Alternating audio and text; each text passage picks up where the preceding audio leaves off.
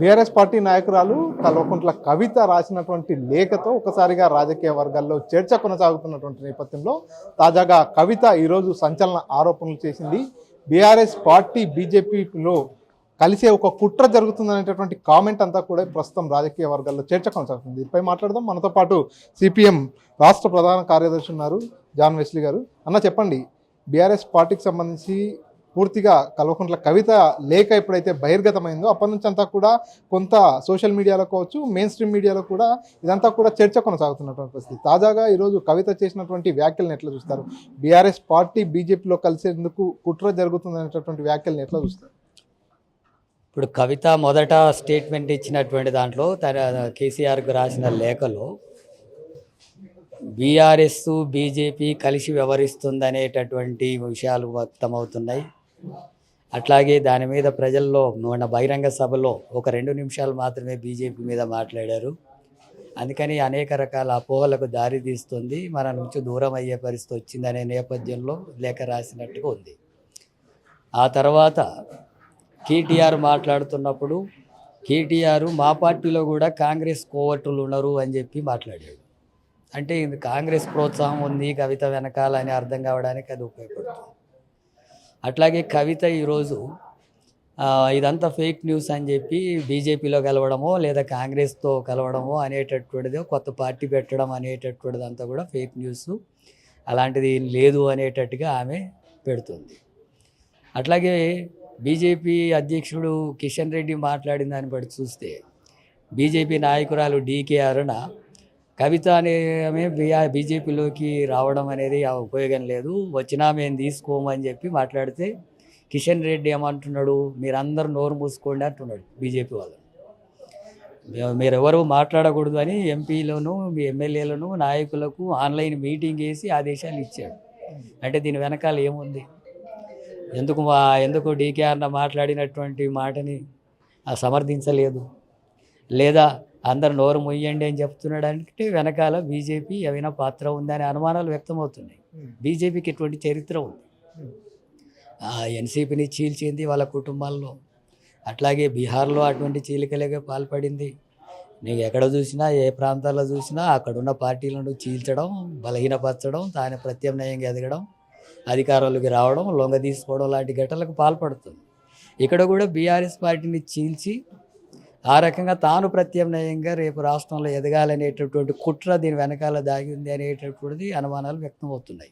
కవిత జైల్లో ఉన్నప్పుడే ఇదంతా కుట్ర జరిగింది అనేటటువంటి వ్యాఖ్యలను కూడా, నేను జైలుకి వెళ్ళినప్పుడే ఈ కుట్ర జరిగింది అనేటటువంటి వ్యాఖ్యలను కూడా కవిత ప్రస్తావించినటువంటి పరిస్థితి. నిజంగానే అప్పటి నుంచే బీజేపీ ఇటువంటి కుట్ర చేస్తుందని మీరు భావిస్తున్నారు?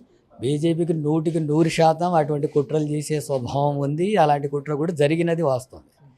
ఆమెకు బెయిల్ ఇవ్వడం అనేటటువంటి దాంట్లోనే ఇటువంటి ఆంక్షలు ఇవన్నీ కూడా పెట్టి బీఆర్ఎస్ పార్టీనే బీజేపీలో విలీనం చేయండి అని చెప్పి డిమాండ్ పెట్టారనేటటువంటిది కూడా చర్చ జరిగింది ఆ సందర్భంలో. అలాంటప్పుడు బెయిల్ రావాలన్నా సరే వాళ్ళతో అనుకూలంగా కనీసం పార్టీ కలిపేయకపోయినా వాళ్ళకు అనుకూలంగా మారాలనే ప్రయత్నాలు కూడా జరిగినాయి. బీఆర్ఎస్ పార్టీ కూడా దాని మీద స్పష్టత చేయాలి. అందుకే కేసీఆర్ స్పష్టం చేయాలి, బీజేపీ పట్ల కేసీఆర్ వైఖరి ఏంటి, బీఆర్ఎస్ వైఖరి ఏంటో స్పష్టం చేయాలి. వాటితో కలిసి వివరించదలుచుకున్నారా, లేకపోతే దానికి వ్యతిరేకంగా లౌకిక భావాలు కలిగిన శక్తులతో కలిసి పోరాడతారా అనేది కేసీఆర్ ప్రకటించాలి. అట్లాగే కవిత కూడా స్పష్టం చేయాలి. ఒకవైపు కాంగ్రెస్ అని, ఒకవైపు బీఆర్ఎస్ అని, ఒకవైపు కొత్త పార్టీ అని ఇన్ని రకాల చర్చలు జరుగుతున్నప్పుడు తన వైఖరి ఏంటో, నేను బీఆర్ఎస్లోనే ఉంటా ఇవన్నీ తప్పనే చెప్పాలి, లేకపోతే ఏంటి అనే వైఖరి చెప్పాలి. ప్రజల్ని గందరగోళం చేసేటటువంటి వైఖరి నడుస్తుంది. అందుకని కేసీఆర్ ప్రకటించాలి, కవిత కూడా ఈ విషయాలు స్పష్టంగా ప్రకటించాలి అని చెప్పి తమ వైఖరి ఏంటో, బీజేపీ పట్ల తమ వైఖరి ఏంటో ప్రకటించాలి. ఎందుకంటే బీజేపీ రాష్ట్రాల హక్కుల్ని కాలరాస్తుంది, ఫెడరల్ వ్యవస్థకు వ్యతిరేకం, రాజ్యాంగానికి వ్యతిరేకంగా ఉంది, లౌకిక భావాలకు వ్యతిరేకంగా ఉంది. అట్లాగే కార్పొరేట్ సంస్థలకు దోపిడీ చేసి పెట్టే వ్యవస్థ కొనసాగిస్తుంది, మతోన్మాద చర్యలకు పాల్పడుతుంది. ఇలాంటి సందర్భంలో బీజేపీ ఒక ప్రమాదకరమైనటువంటి రాజకీయాలు దేశవ్యాప్తంగా విస్తరిస్తూ మన తెలంగాణలో కూడా విస్తరించేటటువంటి కార్యక్రమాన్ని పూనుకుంటున్నప్పుడు బీఆర్ఎస్ వైఖరి కానీ కవిత వైఖరి కానీ స్పష్టం చేయాలి. ఒకవేళ నిజంగానే బీఆర్ఎస్ బీజేపీ రెండు కలిస్తే కనుక ప్రస్తుతానికి కవిత చేసినటువంటి అలిగేషన్ ఏదైతే ఉందో ఆ రకంగా బీఆర్ఎస్ పార్టీ బీజేపీలో విలీనం అయితే కనుక రాష్ట్రంలో పరిస్థితి ఎట్లా ఉండబోతుంది రాజకీయంగా? అంటే మనం ముందే ఊహించి ఆ రకంగా చెప్పడం సరైంది కాదు. బీఆర్ఎస్ ఇప్పటికీ ఒక బలమైన పార్టీగానే ఉంది, ప్రాంతీయ పార్టీగా. అది లౌకిక భావాలతో కూడుకొని నిలబడితే అది బలమైనటువంటి శక్తిగా నిలబడుతుంది. బీజేపీతో కలిసిన ఏ పార్టీ అయినా అంతమైనవి. బీజేపీతో కలిసినటువంటి ఏ ప్రాంతీయ పార్టీ అయినా అవి అంతమైనటువంటివే ఉన్నాయి, లేదా అది చీలికలై బలహీనపడ్డటువంటి చరిత్రలే ఉన్నాయి మొత్తం దేశవ్యాప్తంగా చూస్తే. బీఆర్ఎస్ కూడా బీజేపీతో సానుకూల వైఖరి తీసుకుంటే ఖచ్చితంగా బీజేపీ బీఆర్ఎస్ని పూర్తిగా మింగేస్తుంది, బీఆర్ఎస్ లేకుండా చేస్తుంది. ఎన్నికల కంటే ముందే ఆర్టీవీ రవిప్రకాష్ ఎక్స్క్లూజివ్ బ్రేకింగ్ అంటూ కూడా త్వరలో బీఆర్ఎస్ పార్టీ కనుమరుగైపోతుంది, బీజేపీలో విలీనమవుతుందంటూ కూడా సెన్సేషనల్గా ఒక వార్త ప్రకటించారు. ఈరోజు కవిత మాట్లాడినటువంటి స్టేట్మెంట్ కూడా ఆ రవిప్రకాష్ ఇచ్చినటువంటి వార్తకు బలాన్ని చేకూరుస్తున్నటువంటి పరిస్థితి. ఎట్లా ఉంటుంది నిజంగానే రవిప్రకాష్ చేసినటువంటి సర్వేపై కావచ్చు, ఆ వ్యాఖ్యలపై ప్రజలు ఏమనుకుంటున్నారు? ప్రజల్లో ఇదే చర్చ జరుగుతూ ఉంది. బీజేపీ మొన్న జరిగినటువంటి పార్లమెంట్ ఎన్నికల్లో బీజేపీ పట్ల బీఆర్ఎస్ గట్టిగా వ్యవహరించలేదని, ఎమ్మెల్సీ ఎన్నికల సందర్భంగా కూడా అట్లాంటి సరైన తన బలాన్ని ప్రదర్శించేటట్టుగా చర్యలు తీసుకోలేదని, అట్లాగే ఓట్ల శాతం కొంత దెబ్బతినడానికి కూడా బీఆర్ఎస్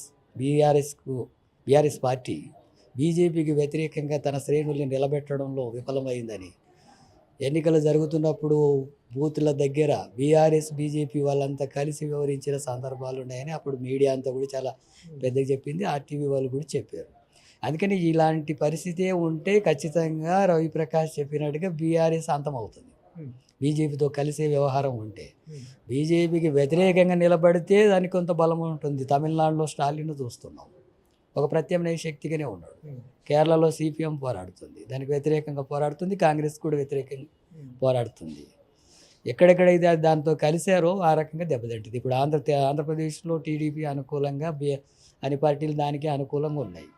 అంటే మెల్లమెల్లగా బీజేపీ అక్కడ బలపడి విస్తరించి ఈ పార్టీలని కూడా చీల్చి తాను బలపడేటటువంటి ఎత్తుగడలు తీసుకుంటుంది తప్ప అక్కడ చంద్రబాబుకు, పవన్ కళ్యాణ్కు, జగన్కు వచ్చే ప్రయోజనాలు ఉండవు. బీజేపీ పట్ల వాళ్ళు అది ఇప్పుడున్న ధోరణి అనుసరిస్తే మెల్లమెల్లగా ఆ ప్రాంతీయ పార్టీలు కూడా దెబ్బతింటాయి. సో ఇది పూర్తిగా ఏదైతే కవిత చేసినటువంటి కామెంట్స్ కనుక నిజమైతే కనుక బీఆర్ఎస్ పార్టీ బీజేపీలో విలీనం అయితే కనుక పూర్తిగా రాజకీయంగా బీఆర్ఎస్ పార్టీ అనేది కనుమరుగైపోతుంది. రవిప్రకాష్ ఏవైతే కామెంట్స్ చేశారో గతంలో చెప్పినటువంటి మాటలు వాస్తవం అయ్యేటటువంటి సిచ్యువేషన్స్ ఉన్నాయి. బీజేపీ పార్టీ రాష్ట్రంలో తెలంగాణలో కూడా బలోపేతం అయ్యేందుకు, అధికారంలోకి వచ్చేందుకు గతంలోనే పూర్తిగా బీఆర్ఎస్ పార్టీతో కవిత బెయిల్ సమయంలోనే ఇటువంటి ఒప్పందాలు తీసుకున్నటువంటి అవకాశం ఉంది. అందులో భాగంగానే కవిత ఇలాంటి కామెంట్స్ చేసి ఉండొచ్చు అంటూ కూడా సిపిఎం కార్యదర్శి జాన్ వెస్లీ తెలియజేస్తున్నారు. కెమెరా పర్సన్ నర్సింగ్రెడ్డితో మణికంఠ, ఆర్టీవీ, మహబూబ్ నగర్.